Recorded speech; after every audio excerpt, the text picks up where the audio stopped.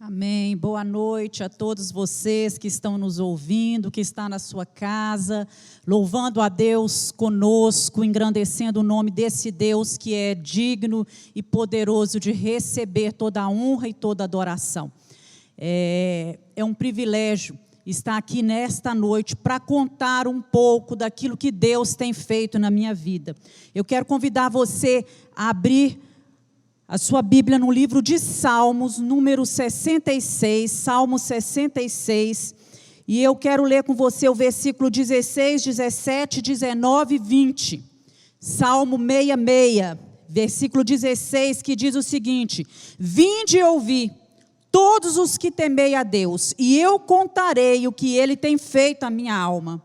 A Ele clamei com a minha boca, e Ele foi exaltado pela minha língua. 19. Na verdade, Deus me ouviu, atendeu a voz da minha oração. Bendito seja Deus que não rejeitou a minha oração, nem desviou de mim a sua misericórdia. Amém. Desde que eu saí do hospital, esse texto está assim, como que martelando na minha mente, assim, acelerando o meu coração. Eu clamei com a minha boca, Deus foi exaltado com a minha língua, Deus atendeu a voz da oração, e eu vou contar o que Deus tem feito por mim, porque Deus tem me feito muito bem. Eu quero trazer nessa noite uma palavra à vida de cada um que nos ouve, uma palavra que Deus me deu lá no mês de agosto, no início do mês de agosto, falando sobre as tempestades da vida. E o texto que nós vamos ler da palavra do Senhor, vai lá para Marcos, capítulo 4, Marcos está lá no Novo Testamento, Marcos capítulo 4, do 35 a 41. Jesus acalma a tempestade. É importante nós registrarmos na mente que as tempestades da vida, elas não anulam a bondade de Deus, entenda isso. Todos nós passamos por tempestade. E que sempre, que nasce um arco-íris, nós podemos lembrar que antes daquele arco-íris nascer, houve um período de chuva, houve chuva antes. E que nós enxergamos melhor a grandeza dos montes quando nós estamos no vale. Então é importante a gente ter isso em mente. E aqui, em Marcos capítulo 4, 35, diz o seguinte: E naquele dia, sendo já tarde, disse-lhes: Passemos para outra banda. E eles, deixando a multidão, o levaram consigo, assim como estava, no barco. E havia também com eles outros barquinhos. E levantou-se um grande temporal de vento. Subiam as ondas por cima do barco, de maneira que já se enchia. E ele estava na popa, dormindo sobre uma almofada. E despertaram-no, dizendo: Mestre, não se te dá que pereçamos? E ele, despertando, repreendeu o vento e disse ao mar: Cala-te, aquieta-te. E o vento se aquietou e houve grande bonança. E disse-lhes: Por que sois assim tão tímidos? Ainda não tendes fé? E sentiram grande temor e diziam aos outros: Mas quem é este que até o vento e o mar lhe obedecem?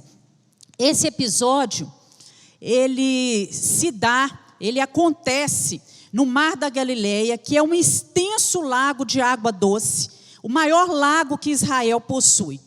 E o afluente principal desse lago é o Rio Jordão, que desce ali do Monte Hermon, jogando as suas águas no Mar da Galileia.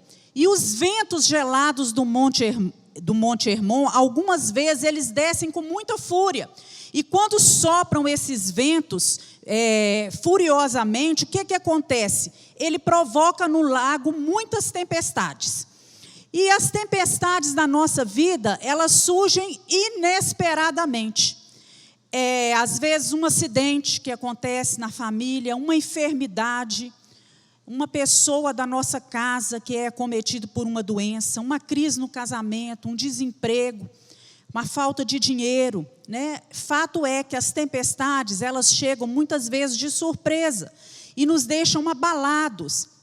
Elas se levantam contra nós de uma forma imprevisível. E na maior parte das vezes, as grandes tempestades, elas nos fogem ao controle, nós não temos poder sobre ela. é fato que os discípulos que estavam aqui nesse barco, eles eram homens que amavam Jesus, que serviam Jesus, que estavam sempre com Ele, deixaram tudo para seguir Jesus. Eles tinham passado o dia todo, a Bíblia registra isso, ouvindo o Mestre, fazendo a obra do Mestre. Mas o Mestre não os isentou de passar pela tempestade. E nós, como seguidores de Cristo, como servos do Senhor, temos que entender também que em muitos momentos virão tempestades sobre as nossas vidas. Nós não estamos isentos de passar por isso. E nós precisamos entender que as angústias, as tempestades, as aflições deste tempo presente, elas fazem parte da jornada de todo cristão, de todo ser humano que vive sobre a face da terra. E o que se espera de nós nesse momento de tempestade é que a gente tenha um comportamento espiritual. Nós que somos servos de Deus, que somos cristãos, que seguimos Jesus, que amamos Jesus, nós precisamos ter nesse momento um comportamento espiritual, ser prudentes na hora em que nós formos assaltados pela tempestade. Elas chegam muitas vezes para abalar a estrutura da nossa vida. E quantas vezes, um casamento que é tão sólido, tão fortificado, é abalado por uma infidelidade conjugal. Às vezes é um sonho, coisas que a pessoa sonhou a vida inteira, que se transforma num pesadelo, um acidente trágico que põe fim a uma vida, um divórcio traumático, que vai causar trauma nos filhos ou no cônjuge que ficou ferido ou amargurado, uma amizade que naufraga, a morte de um parente querido. Principalmente nesses dias em que nós temos vivido, muitos de nós, muitas pessoas têm perdido os seus entes queridos em decorrência da Covid-19, e isso não tem dado a muitos a chance nem mesmo de despedir dos seus entes queridos. E muitas dessas tempestades, elas são maiores do que as nossas forças. Às vezes nós estamos diante dela e nós pensamos, eu não vou dar conta, eu não vou suportar passar por isso. E nós vemos aqui que os esforços dos discípulos não puderam vencer o problema. O problema era maior do que a capacidade deles de resolver. E há problemas diante dos quais nós somos impotentes. Certa feita, o rei Josafá, ele foi encurralado por 3 inimigos que se juntaram, que se armaram para atacar Jerusalém.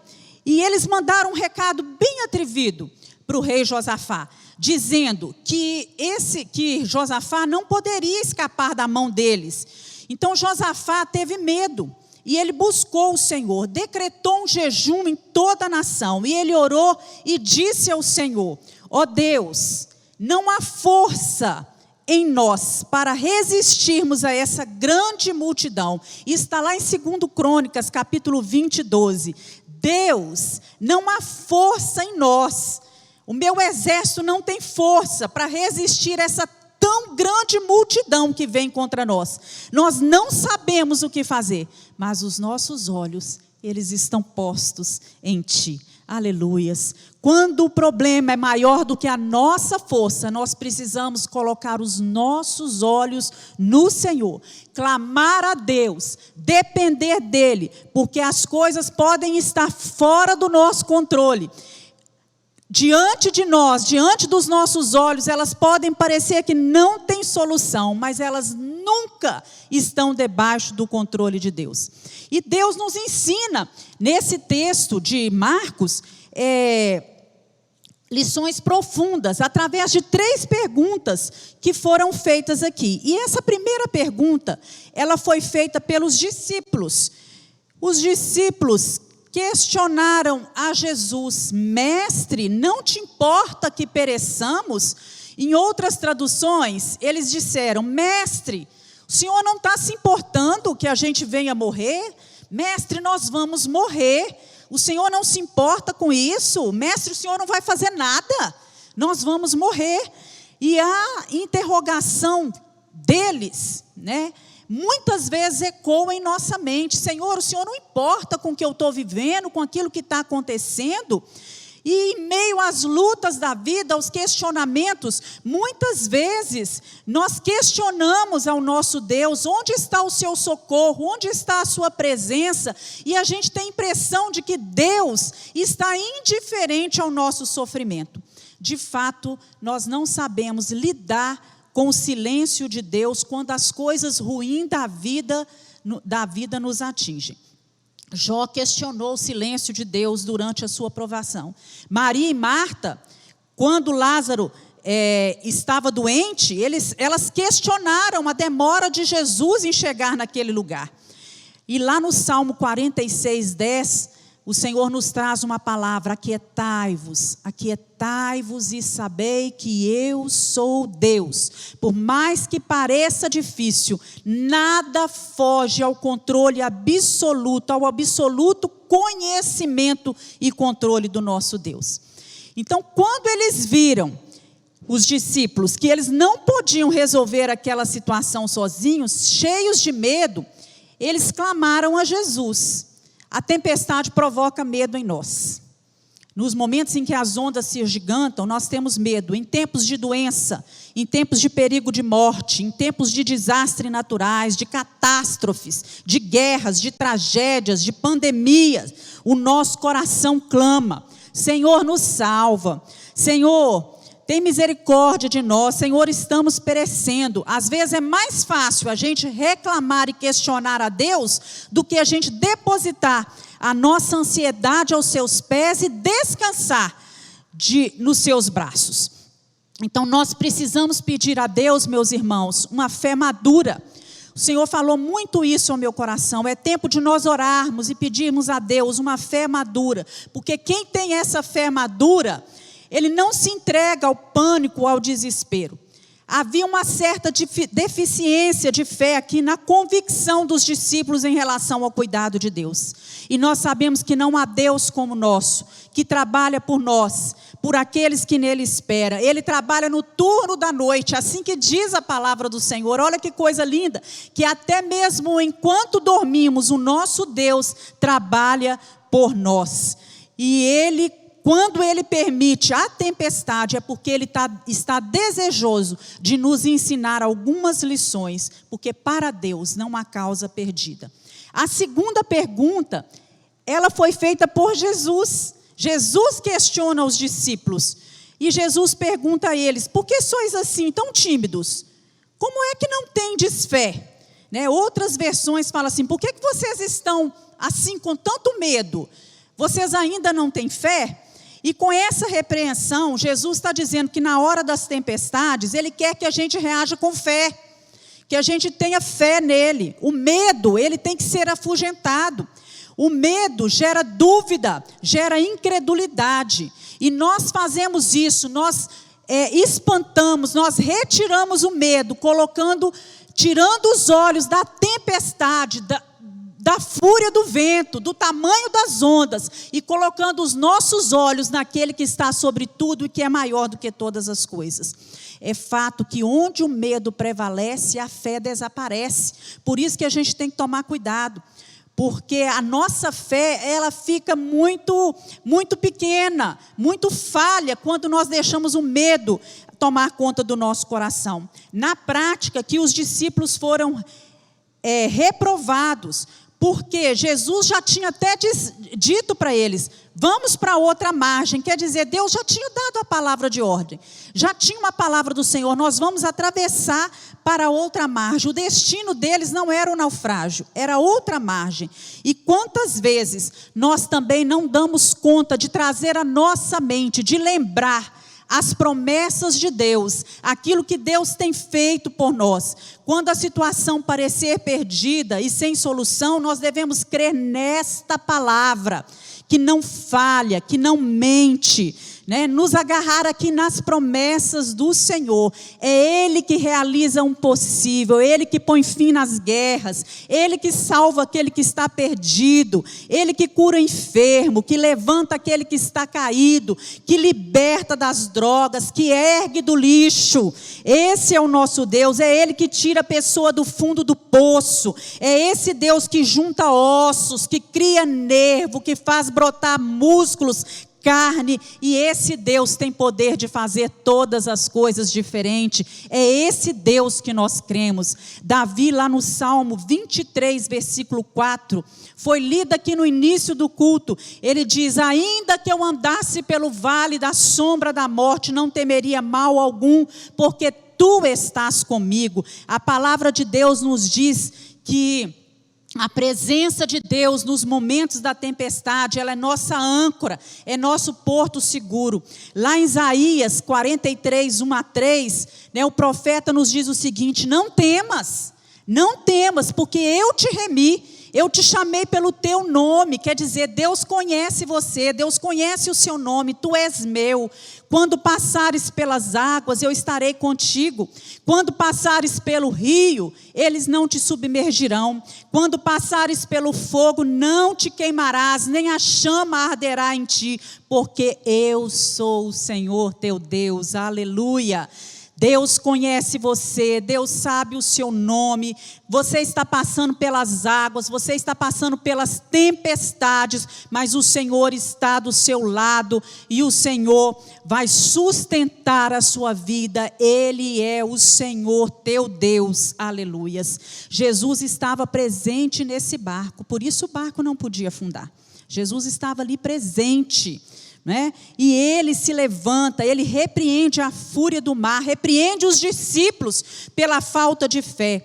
O nosso problema maior não está nas circunstâncias que estão ao nosso redor, mas aqui dentro de nós. Jesus, ele é o nosso defensor, ele é o nosso escudo, e nós não precisamos temer, nós temos que crer nisso, e não deixar que o nosso interior fique apavorado, temeroso, inseguro, ansioso com as coisas que muitas vezes ainda estão por vir.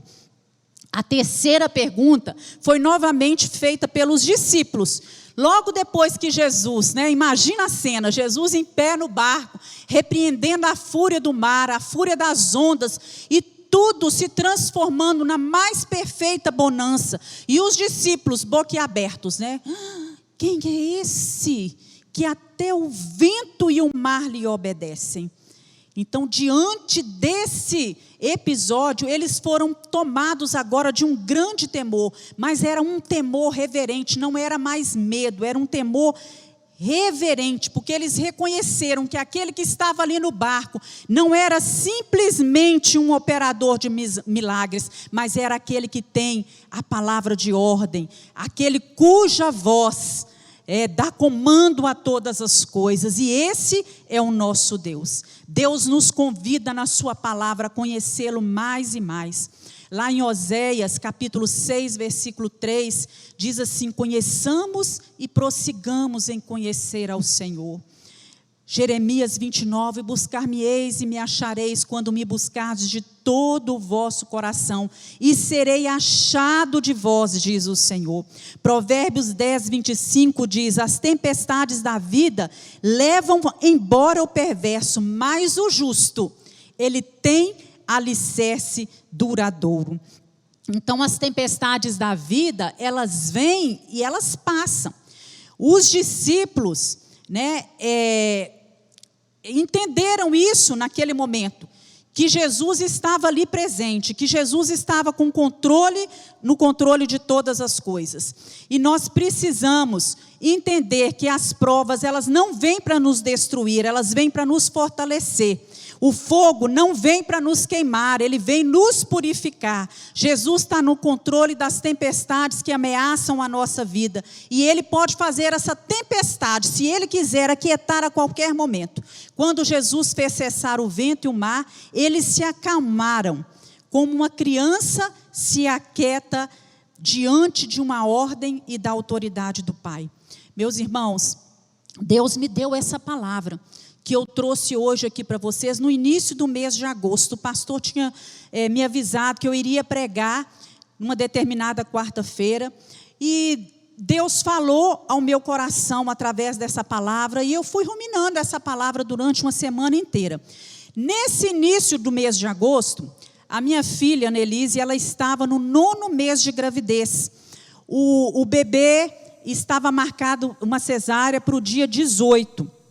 E de repente, o marido da Nelise, Felipe, aparece com Covid. E Annelise e Felipe ficaram na mesma casa, dormindo na mesma cama, até descobrir que isso era Covid, né? Perceber que isso era Covid. Já tinha vários dias que eles estavam dormindo junto. E eu me lembro que eu falei com ela: Annelise, deixa o Felipe aí sozinho, vem cá para casa, você e o Filipinho, você já está cansada, teve que dispensar a funcionária, vai ter que ficar fazendo as coisas. E ela falou comigo: mãe, já tivemos bastante contato durante esses dias, o neném está prestes a nascer, eu preciso de você, você vai ser minha ajudadora, você vai estar comigo durante um mês. Se você pegar Covid agora, eu não vou ter ajuda, e o meu pai é quem vai fazer o parto do bebê, então vocês dois têm que estar saudáveis. E aquilo veio trazendo assim, aquela preocupação, aquela ansiedade. Imagina, uma mulher grávida na hora de dar à luz, praticamente na hora, foi um momento assim muito tenso. Minha irmã Grace, ela fez uma cirurgia bariátrica no dia 1º de agosto. E devido às complicações da cirurgia, ela já estava, nesse dia que eu dei essa palavra, já tinha feito 3 cirurgias, uma dia 1º, uma dia 6 e um dia 11 de agosto. Era um momento de muita luta, de muita turbulência em toda a família. E o Senhor começou a ministrar essa palavra no meu coração. E quando eu terminei de preparar essa palavra, e eu sempre, quando eu termino uma palavra, eu vou orar e pedir a Deus que me dê graça, sabedoria, o Senhor ministrou no meu coração assim claro, como se eu estivesse escutando uma voz: minha serva, você se prepara, porque isso aí que você está achando que é uma grande tempestade, isso é apenas o começo. Isso é apenas o começo. E graças a Deus o tempo se passou, a Annelise não teve Covid, a neném nasceu ótima no dia 18, forte, saudável. Mas no dia 28, minha mãe interna com Covid. Ela vai para o hospital. E eu já estava agora com a Annelise em casa, cuidando do bebê. Nem mesmo ao hospital eu podia ir para poder dar assistência à minha mãe. Graças a Deus que Luciane, minha irmã, já tinha tido Covid, e ela e Priscila revezaram no hospital cuidando da mamãe. Mamãe já, uma senhora de idade, diabética, e ela interna com Covid, e nesse meio, mamãe está internada na ala do Covid, e a Grace estava internada na UTI. Então, a situação da Grace foi piorando cada dia mais e mais, até falecer no dia 29 de setembro. E foram 60 dias, exatamente, do dia da primeira cirurgia até o falecimento da Grace. Vocês não podem imaginar o desgaste emocional, a preocupação, a tensão, muita dor, muita tristeza para toda a família. Eu confesso para os irmãos que eu nunca senti uma dor tão grande.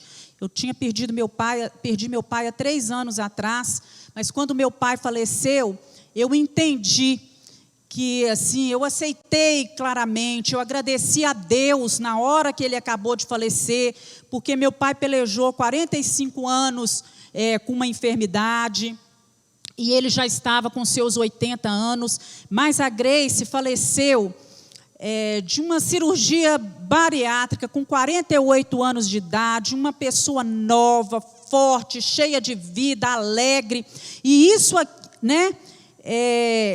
trouxe assim uma tristeza muito grande às nossas vidas. E nesse tempo também, no dia do velório da Grace, Mateus, meu filho, estava em casa, teve Covid, e ele passou também muito mal. Então, meus irmãos, foi assim, uma série de coisas, uma atrás da outra, uma atrás da outra. E quando foi no dia 6 de dezembro, era um domingo, dia de ceia, eu lembro que eu acordei, e eu falei com o pastor assim: olha, parece que meu corpo não está respondendo, eu não estou conseguindo levantar.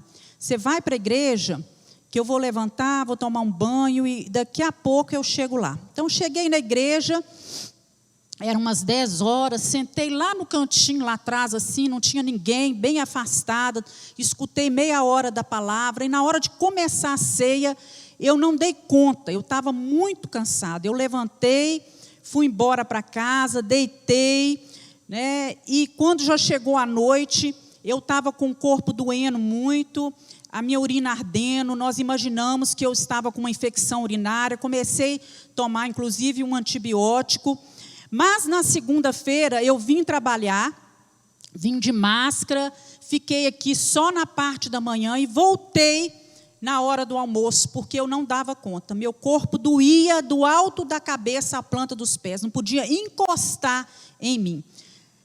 O pastor estava de plantão nesse dia, trabalhando, e quando foi à noite, lá por volta das 7 horas, o Mateus chegou em casa também do plantão, e eu estava no meu quarto, ele esteve lá, eu estava cansada, eu estava com muita dor no corpo, dor de cabeça e já estava com febre. Eu notei que eu estava com febre. E Mateus chegou e falou: mãe, você está com Covid, vamos embora para o hospital. E eu fui com ele. E chegando lá, eu fiz uma tomografia e a tomografia constatou que eu estava de Covid. Então, eu voltei para casa. Daí nós já nos isolamos, né, eu e meu esposo, já entrou com o kit todo, com todos os medicamentos que tinha que tomar. Eu ainda tive febre naquela madrugada, mas depois eu não tive mais nada. Passei a semana ótima, sem febre, sem dor, apenas cansada. Assim, cansada. Realizava as coisas e estava cansada. No outro domingo, eu comecei novamente a sentir alguns sintomas que eu tinha sentido no início. Voltou aquele cansaço exagerado, aquela dor no corpo. E quando o pastor chegou do culto, eu falei com ele assim: olha, eu não estou bem. Eu não estou passando bem, eu estou com o corpo doendo demais, parece que eu estou com febre de novo, estou muito cansada.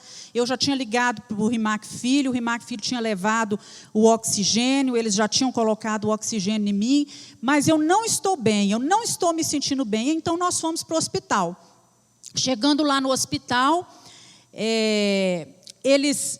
fiquei no oxigênio, fizeram uma série de exames. Fiquei ali quietinha, fiz uma outra tomografia, meu pulmão já estava mais acometido do que na primeira, mas como o hospital estava muito cheio, muito lotado, já não tinha mais apartamentos, os apartamentos as pessoas estavam tendo que revezar, ficar 2 pessoas numa enfermaria. Então o médico achou melhor que eu voltasse para casa, ficasse no oxigênio e observasse. E assim nós fizemos. E no outro dia cedo, né, o Rimac saiu para dar plantão e eu fiquei em casa com o oxímetro.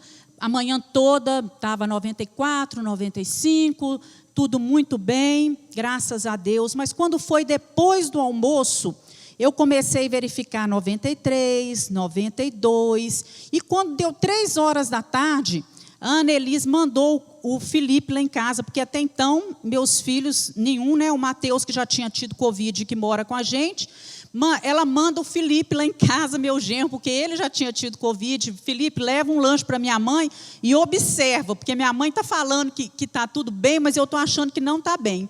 E o Felipe chegou lá em casa, e daí a pouquinho chega o Mateus também, e a minha saturação estava dando 91, 92, 90, até 89. E eles ligaram para o Rimac, e o Rimac falou: não, vem direto para o hospital. E eu fui para o hospital, né, cheguei no hospital, e lá eu já fiquei internada, e aguardando uma vaga, aguardamos até a noite, saiu uma vaga em um quarto, né, que eu ia dividir um quarto com uma outra pessoa, porque o hospital estava realmente muito, muito lotado. E na terça-feira, eu levantei, eu conseguia ir ao banheiro, andava carregando o soro para todo lado. O pastor Rimac tinha operado várias pacientes na segunda-feira, foi dar alta para aquelas pacientes todas, e a acompanhante da pessoa que estava lá, ela me ajudou bastante, e ela ficou ali, e na hora que chegou o almoço eu não consegui comer. e tudo, e eu falava, eu quero ir embora, eu quero ir embora, eu quero ir para casa, eu quero ser cuidada em casa, eu não quero ficar aqui no hospital, porque aqui no hospital eu fico só lembrando da Grace, minha irmã, e eu estou sentindo que eu não estou bem, eu quero ir embora. E nisso entrou uma médica, e ela falou comigo: Georgia, nós não vamos te dar alta, você tem que ficar aqui. Do jeito que você está, você precisa ficar aqui no hospital. Eu não posso assumir essa responsabilidade de mandar você para casa. E não podia mesmo, meus irmãos, porque quando deu 5 horas da tarde, eu já não estava nada bem. E eu até mandei uma mensagem no grupo para meus filhos, para o meu marido, né? O Rimac aí já estava lá do meu lado todo, eu falando assim: gente, ora por mim, porque eu estou sentindo a cada instante, parece que a cada hora que passa, que eu estou piorando. Eu estou sentindo assim, nitidamente, quando você está sentindo que as suas forças estão esvaindo. Eu já não estava conseguindo comer, e todo o esforço que eu fazia, a saturação abaixava. Eu já não estava podendo nem mesmo levantar mais para ir ao banheiro. Então, na quarta-feira cedo, eu fiz outra tomografia, e aí foi constatado que o meu pulmão agora já estava mais acometido do que na madrugada de domingo para segunda, né? E então veio a notícia, a Rimac chegou com a notícia de que eu teria que ir para a UTI, porque tinha vagado, né, tinha uma vaga na UTI, que era uma coisa que estava muito difícil de acontecer, e eu ainda estava no 10º dia da doença, e ainda iria passar por todo o processo inflamatório, que, segundo os médicos, do jeito que o meu quadro estava desenvolvendo, ainda viriam momentos piores. Então, eu chorei, falei: eu não quero ir para a UTI, eu já passei muito trauma, meu pai, a vida toda, assim, a gente viveu entrando no hospital, saindo no hospital, vendo meu pai entubado e tudo, acompanhei esses 60 dias a Grace no hospital, eu não quero. Mas o Rimac falou comigo: Georgia, não tem jeito, é o melhor, você precisa ir para a UTI, porque você vai ser mais bem cuidada lá. E eu me lembro que a Annelise esteve comigo ali antes de eu entrar na UTI, e ela segurou na minha mão e ministrou umas palavras à minha vida. E quando eu entrei na UTI, uma das médicas que me atendeu, ela segurou a minha mão como uma filha. E ela falou assim: Georgia, eu amo a sua filha. A sua filha é uma amiga muito querida.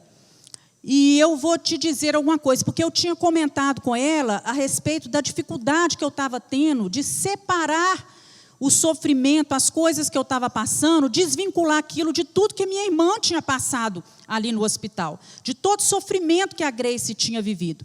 E ela falou comigo assim: olha, você precisa separar as coisas. A Annelise me falou que você é uma mulher muito forte. E o que aconteceu com a sua irmã foi outro caso. Sua irmã passou por 5, ela fez uma cirurgia bariátrica, ela fez 5 cirurgias, não é? Ela teve vários procedimentos invasivos. Agora você precisa se fortalecer emocionalmente para você lutar pela sua vida. Porque se você não controlar as suas emoções, você não vai vencer. E aquela palavra entrou no meu coração. Eu falei: nossa, a Annelise me fala isso, e agora ela também me fala isso. E eu tinha lido, né, assim, antes da Georgia nascer, né, a minha netinha chama Georgia, e eu tinha lido, fui procurar, pesquisar sobre esse nome, e estava lá, né, que o nome Georgia significa aquela que cuida da terra, que ara a terra.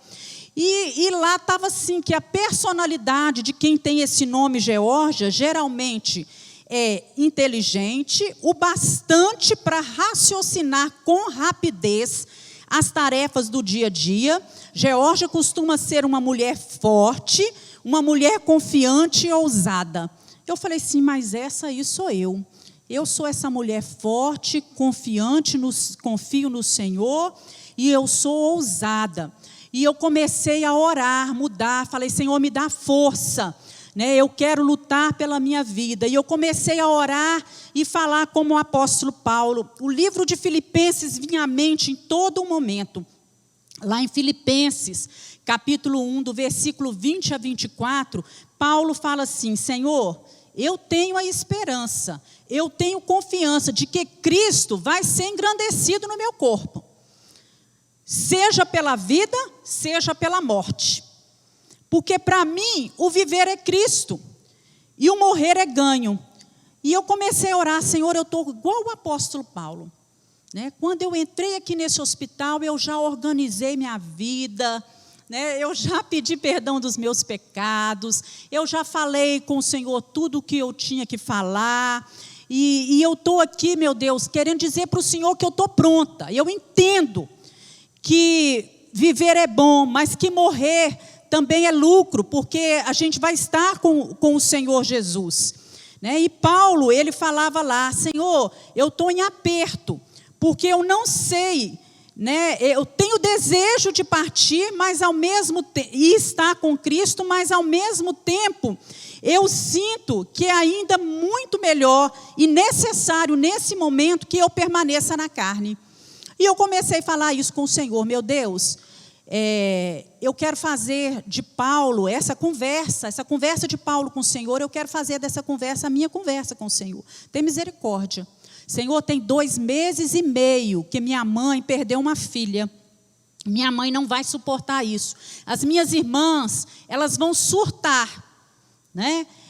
Elas não vão dar conta, são só 2 meses e meio, e eu comecei a pedir a Deus, Senhor, levanta intercessores em favor da minha vida, do mesmo modo, Senhor, que eu já fiz por muitas pessoas, levantando grupos de intercessão, levantando grupos de jejum, levanta pessoas por mim, para orar por mim, porque eu sei que a oração, ela move o coração de Deus, e ela faz toda a diferença. E eu comecei a trazer à mente Filipenses 4, versículo 4 a 9, que dizia o seguinte: regozijai-vos sempre no Senhor. Outra vez vos digo, regozijai-vos, perto está o Senhor. E eu falava, Deus está perto, Deus está perto. E o apóstolo Paulo fala lá, não estejais inquietos por coisa alguma. Antes as vossas petições sejam em tudo conhecidos diante de Deus, pela oração e súplica, com ação de graça. E o Deus de paz, que excede todo entendimento, guardará os vossos corações e os vossos pensamentos em Cristo Jesus. Quanto ao mais, tudo que é verdadeiro, tudo que é honesto, que é justo, puro, amável, tudo que é de boa fama, se há alguma virtude, algum louvor, nisso pensai. O que aprendeste, recebeste, ouviste, vistes em mim, isso fazei, e o Deus de paz será convosco. E lá em Filipenses 4, de 11 e 13, Paulo falava assim, eu sei estar abatido, sei também ter abundância. Em toda maneira, em todas as coisas estou instruído, tanto a ter fartura como a ter fome, a ter abundância, a padecer necessidade, porque eu posso todas as coisas naquele que me fortalece. Essa palavra invadiu a minha mente, invadiu o meu coração. E eu comecei a falar, eu tenho que ocupar a minha mente com aquilo que é bom, com aquilo que é agradável, com aquilo que é puro. O Senhor está perto. A paz de Deus vai guardar os meus pensamentos. Deus, o apóstolo Paulo dizia que em todas as coisas ele estava instruído, tanto a ter fartura como a ter fome, tanto a ter abundância, a passar necessidade. Senhor, eu posso todas as coisas naquele que me fortalece, me ajuda a passar por isso, me dá forças como de um touro selvagem. Senhor, eu quero orar como o salmista lá no Salmo 92, tu aumentastes a minha força como de um boi selvagem. Senhor, eu não quero ficar como os discípulos ficaram no barco, né? Falando com o Senhor, Deus, o Senhor não está se importando com isso, o Senhor não está vendo isso, eu sei que o Senhor está presente nesse barco, que o Senhor está me vendo neste lugar, me dá essa fé madura. A tua palavra diz lá em Provérbios 24, 10, que se te mostrares frouxo no dia da angústia, a tua força será pequena. E eu comecei a lembrar das músicas da cantata, nós estávamos ensaiando cantata para Natal. Quero trazer à memória aquilo que me dá esperança. A minha esperança está no Senhor. E se existem motivos para desanimar, se as noites, se as nuvens escuram, elas estão espalhando o temor, eu preciso aprender a cantar, a minha esperança está no Senhor. E eu comecei a pedir ao Rimac, toda hora, eu já não aguentava, nesse momento, falar muita coisa, eu conversava assim, por sinais, né, joia, assim, tudo, e eu me dirigia a ele toda hora e falava, ora, pedia a ele para orar, ele orava, daí a pouquinho eu falava assim, Bíblia, ele lia a Bíblia para mim. Canta. Quando eu falei canta, ele falou, mas cantar? Eu falei, canta. E ele cantava, né, os hinos, os louvores ali para mim. E eu comecei a trazer à memória, na minha mente, aquilo que me dava esperança. No dia que eu entrei na UTI, a Annelise fez uma compra de todas as coisas que uma pessoa precisa lá, e ela comprou um sabonete que eu usava nos meus netinhos, que eu uso neles quando eles estão lá em casa para tomar banho. E quando eu tomava o banho ali na cama, que as enfermeiras vinham e me davam aquele banho, às vezes eu comentava com elas, né? Cheirinho da Clarice, cheirinho do Felipe, cheirinho da Cecília, cheirinho da minha netinha. Eu ainda vou muçungar eles bastante, ainda vou apertar eles bastante. E eu comecei a fazer ali, quando entrei, VNI, é uma máscara que a gente coloca durante 4 vezes ao dia, durante 3 horas. Né? E eu programava, o Rimac Filho, o Rimac programava uma pregação, programava músicas e depois uma outra pregação. Nunca escutei tanto pastor Natalino pregar. Pastor Natalino foi meu companheiro de UTI, nas mensagens, e aquela palavra foi fortalecendo o meu coração. E eu comecei a escolher músicas para cantar, né? Eu pedi ao Rimac Filho, pedi a ele que fizesse uma seleção, né, de várias músicas. Terremoto, Recebe a Cura, Hino da Vitória, Deus não rejeita a oração, não tenha sobre ti nenhum cuidado, já seria muito pela ti, pela fé no Filho de Deus eu sou vencedor, né? Lugar seguro, Deus me fez assim, pé sobre a rocha, Ele cuida bem de mim, Senhor, eu creio que Tu és a cura, recebe a cura. E eram essas músicas de poder assim, né? E eu falava, né, cantava aquela, não preciso que Tu venhas, basta apenas que Tu digas uma palavra, né? E nós, aquilo ali, aquela palavra, aqueles cânticos, a música foi fortalecendo a minha vida, né? Foi enchendo o meu coração, foram me fortalecendo. E eu lembro bem um dia, né, que eu estava, era exatamente dia 20, eu estava ali na VNI e eu falava assim com o Rimac Filho, quero sair, o Rimac Filho, mãe, lembra, daqui a 20 dias, nós tínhamos comprado um pacote de viagem, você vai estar em Porto de Galinhas com o seu pé, pensa naquela água azul, cristalina, você vai estar ali, né, colocando seus pés. E eu conseguia me imaginar naquele lugar de águas claras, e eu ali visualizando. Tinha dias que eu cansava, né, e falava com o Rimac, não, eu estou cansada. O Rimac falava assim, Georgia, você está usando, o seu oxigênio está 14 litros, a VNI, se você conseguir fazer isso, vai te ajudar, vai te salvar. Persevera, não desiste, vai dar certo, vai dar certo. E uma coisa também que me trouxe muita esperança foi isso aqui, irmãos. Vovó, tá vendo sua foto, né? Tá aí bem deitadinha, né? Queria ir deitado no seu cantinho. Ó, vovó, aqui, ó. Hoje, aqui na minha casa, a gente fez um tanto de coisa legal. Graças a Deus, eu acho que Deus vai fazer você recuperar, viu? Você vai recuperar, graças a Deus. Eu sei que você vai recuperar, viu? Aqui, ó, você não vai morrer não, você vai ficar aí, ó, Deus vai te ajudar. Deus vai te ajudar. A Clarice todos os dias gravava áudio, a minha neta, e mandava para mim. Vovó, eu queria estar aí no seu cantinho. Vovó, você não vai morrer não, viu? Ó, Deus está aí, Deus vai te ajudar.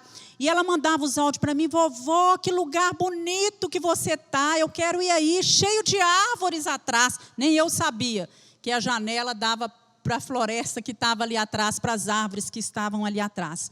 Meus irmãos, e eu estipulei para mim naquele tempo, não perder o foco. Eu não posso perder o foco. Primeiro, eu tenho que crer na cura. Eu tenho que ter esperança, porque enquanto há vida, há esperança. Segundo, eu tenho que tomar os medicamentos todos e ser receptível ao tratamento. Eu tenho que dar conta desse tratamento. Eu tenho que me alegrar nessa situação difícil. E eu tenho que ser agradável a todos. E eu pedi isso a Deus, meu Deus, ninguém tem culpa de eu estar aqui. Eu sei que o hospital está cheio, às vezes a gente chama e não é respondido assim tão prontamente. Eu sei que, às vezes, uma enfermeira está cuidando de outra pessoa que está muito pior do que eu. O médico está dando assistência para uma outra pessoa. Senhor, me ajuda a ser paciente, a tratar todos com com muita educação, com muita paciência, com muito amor, porque eles estão dando o melhor. Eles estão trabalhando aqui, abençoando a minha vida. E teve um dia, eu não me lembro que dia que era, mas eu creio que deve ter sido o pior dia. Porque quando eu acordei, estava no quarto Rimac filho, Mateus e Annelise. E eu olhei assim, eles estavam todos vestidos, paramentados, de máscara, e eu só vi essa parte assim dos olhos dele, que, por incrível que pareça, parece que os quatro têm isso aqui, tudo igual, parece o pai. E eu falei, nossa, que coisa boa acordar, vocês está todo mundo aqui e tudo, mas lá no meu íntimo ficou aquele negócio assim, nossa, eu devo estar muito ruim, porque está todo mundo aqui, todo mundo junto, o Mateus estava indo para um plantão, segurou minhas mãos, ficou ali, eu pegando ali os dedos dele, mexendo nos dedos dele e tudo, e aí eu sei que nesse dia eu acordei de madrugada, abri meus olhos e o Rimac estava sentado lá dormindo, e eu não quis acordá-lo, e eu comecei a recitar os salmos. Tão bom a gente saber a palavra de Deus de cor, meus irmãos, porque nessa hora vem tudo à mente. E quando eu comecei a recitar o Salmo 23, de repente parei nessa parte que diz assim, ainda que eu andasse pelo vale da sombra da morte, não temeria mal algum. E eu parei ali, e falei de novo, ainda que eu andasse pelo vale da sombra da morte, não temeria algum. Eu parei, comecei a chorar e conversar com Deus. E eu falei assim, Senhor, que vergonha. Eu estou com medo. Senhor, eu te conheço. Senhor, eu te sirvo há tantos anos. Eu sei quem o Senhor é. Eu creio no teu poder. Eu conheço esse Deus. Mas nesse momento eu estou com medo, eu estou com uma sensação de impotência, de fraqueza, de fragilidade aqui nessa cama.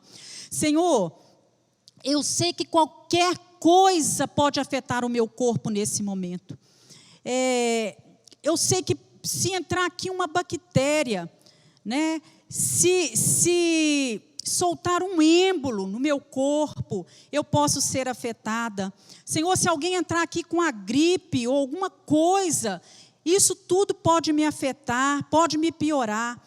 E lá no meu interior, eu estava deitada, virada de lado, porque a posição de lado era sempre melhor para a saturação, e tinha uma porta de vidro muito grande, de onde eu via a área lá dos médicos e os enfermeiros passando e tudo. E eu escutei uma voz falando comigo assim, abre os seus olhos. Lá no meu interior. E eu estava com os olhos abertos.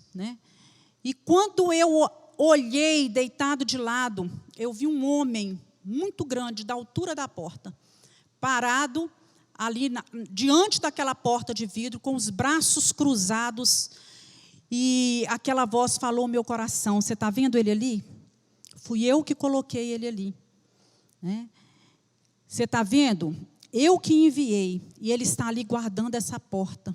Não temas, não vai entrar aqui nenhuma bactéria, não vai entrar nenhum vírus, não vai entrar nenhuma contaminação, nada, ele está ali te protegendo. Irmãos, a visão foi tão nítida, eu vi tão claramente que eu poderia fazer um retrato falado daquilo. E aí a voz continuou falando lá no meu coração, você está vendo esse que está aí? Do seu lado? Eu estava deitada assim de lado e eu não conseguia levantar a cabeça para completar, mas eu via ele até assim na altura, com as mãos assim sobre a cama, Você está vendo esse aí do seu lado? Fui eu que coloquei ele aí. Ele está aí do lado da sua cama para velar para a sua vida.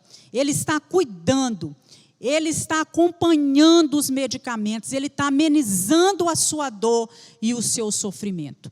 E eu comecei a louvar ao Senhor, eu comecei a engrandecer ao Senhor e falar: o Senhor está perto, o Senhor está comigo, o Senhor está cuidando de mim, o Senhor está me protegendo, o Senhor está me abençoando, Ele é o médico dos médicos, Ele é o Senhor dos senhores. O meu coração começou a se encher de louvor a Deus. Ele é Deus de poder, Ele é o Todo-Poderoso, Ele é o Deus que ressuscita mortos. Esse é o meu Deus. Quem é esse que até o vento e o mar lhe obedecem? Esse é o meu Deus. Ele é o Filho do Deus vivo, aquele que não nos deixa, não nos abandona. Naquela manhã Deus me visitou poderosamente dentro daquela UTI.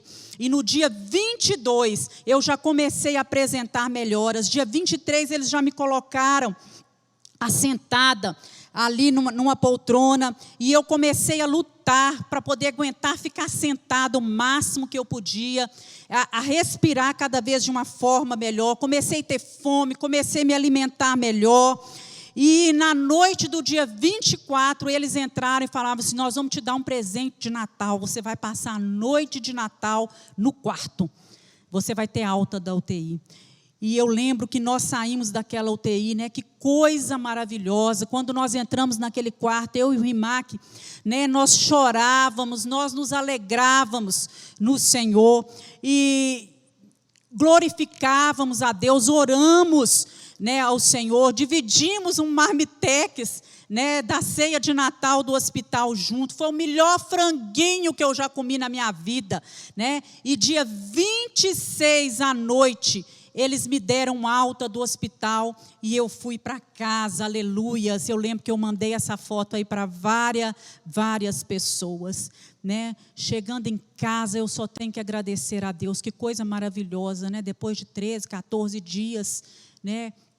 O carinho das pessoas, o amor das pessoas, mensagens de amor, né? Flores, encheram minha vida de alegria. E eu fui, né, cada dia me recuperando. Eu só tenho que agradecer a Deus, só louvar o Senhor. Aprove ao Senhor, aprove a Deus. Por isso eu coloquei: contarei o que Deus me tem feito, porque foi Ele que fez em mim.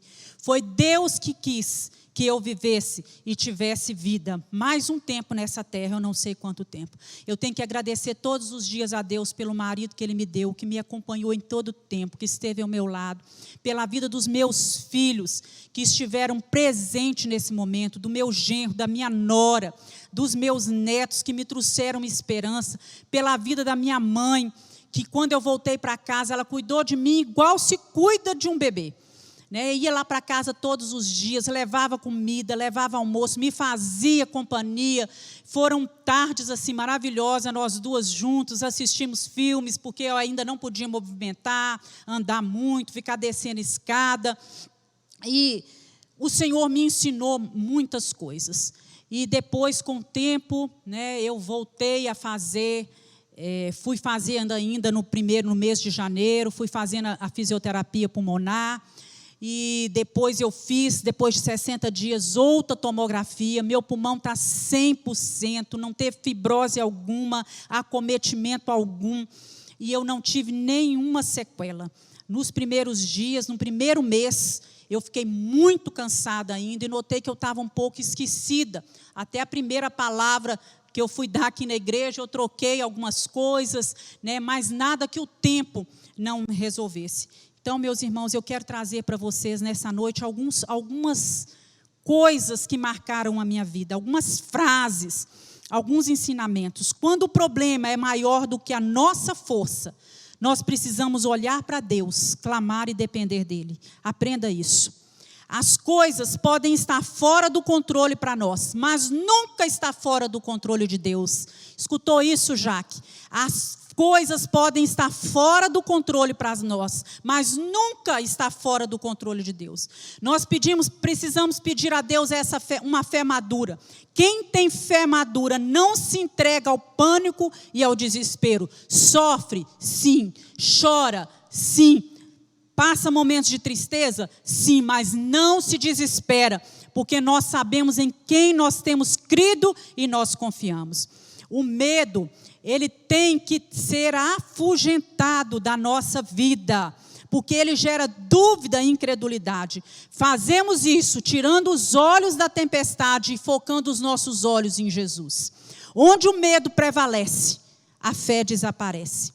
As tempestades vêm, mas elas passam.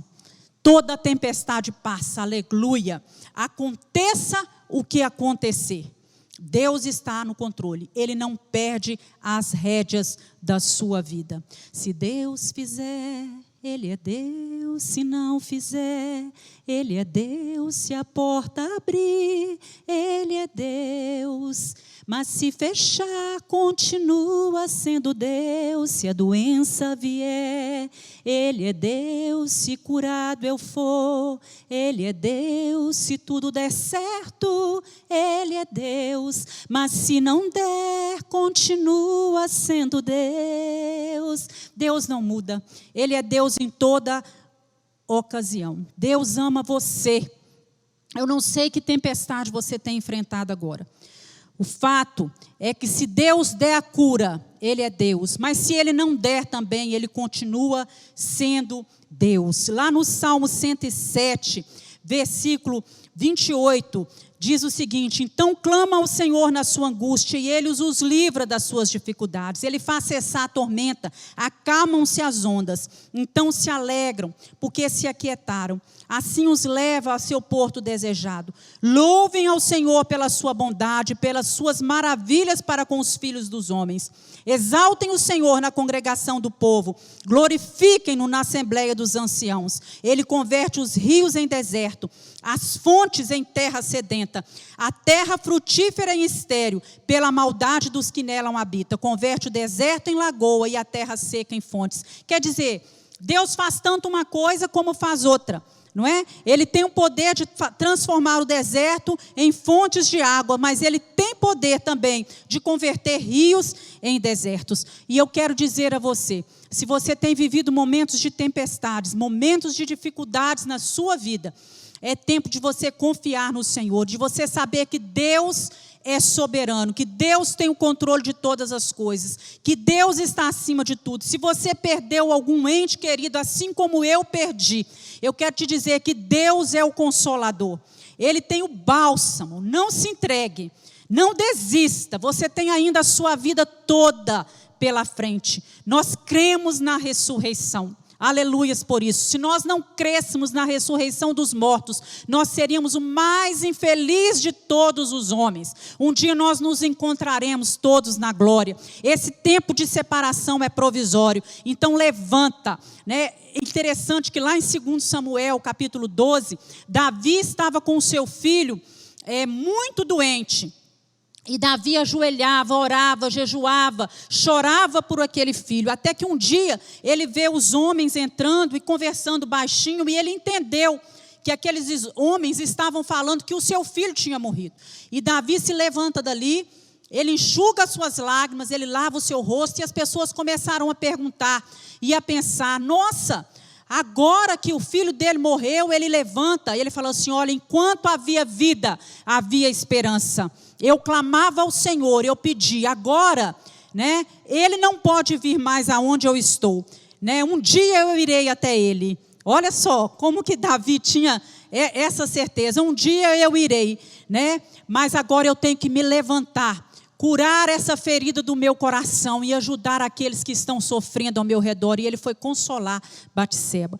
Então, em nome de Jesus, chore o tanto que você tiver que chorar, né? Fique triste, mas saiba que Deus está cuidando de você, que essa separação é temporária, que Deus está providenciando o melhor para a sua vida. Deus tem poder de curar. Ele pode entrar em qualquer UTI agora. E nós pedimos ao Senhor, nós oramos. Enquanto tem vida, nós oramos, clamamos e pedimos a Deus que opere um milagre. Aleluias. Deus abençoe a sua vida em nome de Jesus. Eu queria convidar você, onde você está agora, a se colocar de pé e falar com o Senhor: Deus, eu creio no teu poder. Eu sei quem é o meu Deus. Quem é esse que até o vento e o mar lhe obedecem. Esse é o meu Deus, Ele é o Deus de poder. Deus tem um tempo certo para todas as coisas. Ele é o dono da vida, Ele é o Senhor Todo-Poderoso. Ele é aquele que cura as nossas enfermidades. Senhor, contempla os teus filhos agora, cada um com seus problemas, com as suas dificuldades, tanta gente sofrendo, com seus familiares internados, adoentados, tantas incertezas em relação às coisas do futuro, mas nós clamamos ao Deus que tudo pode.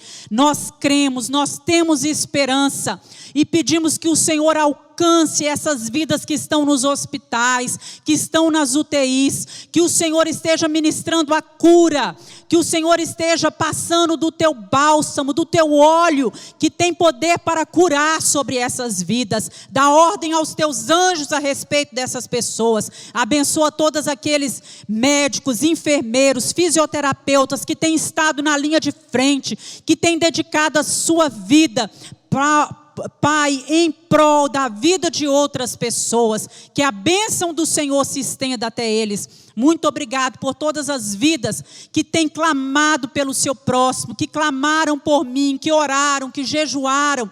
Oh Deus, eu te louvo, porque aprove ao Senhor que eu viva não sei quanto tempo na face dessa terra, mas enquanto eu estiver aqui, que a minha vida glorifique, exalte o teu nome, oh Deus, e que eu possa exalar o teu perfume e ter consciência de que Deus está perto sempre.